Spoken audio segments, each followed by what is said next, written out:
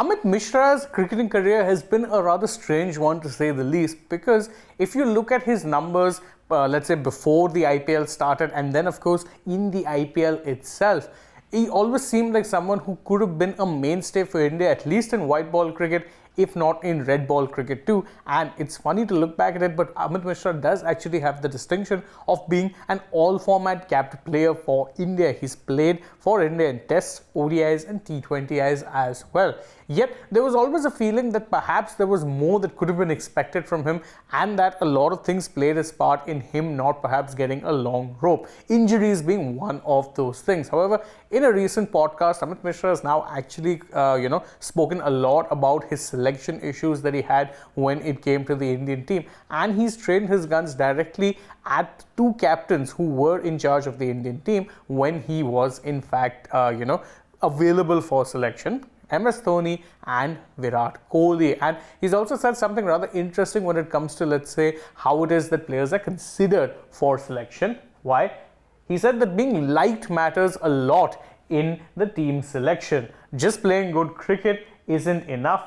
The captain always decides the playing 11. Now, the captain being the decisive force as far as selecting the playing 11 isn't really a big revelation, but him saying being liked matters a lot and just playing good cricket is not enough, well, it will definitely not quell those voices who often claim that there is a certain degree of favoritism that exists when it comes to certain players being selected and certain players getting longer ropes than others. But what exactly did he feel were the major issues? Well, when he's talking about Dhoni and Kohli, they're two separate issues altogether. When speaking about Dhoni, he said that I had an excellent rapport with MS Dhoni. I had also asked him twice why I wasn't getting picked, and he told me that I don't fit the team combinations. Now, he would go on to further extend on this point and say that, I did speak to not only Dhoni, but I also spoke to the coach, who said not only was I not fitting the team combinations, but that I was also being rested, which struck him as being a little bit of a mysterious thing, given he'd barely played a few games for India and he didn't need rest. He concluded that the main reason why perhaps he wasn't being pushy enough was because he felt he couldn't question MS Dhoni at that point in time.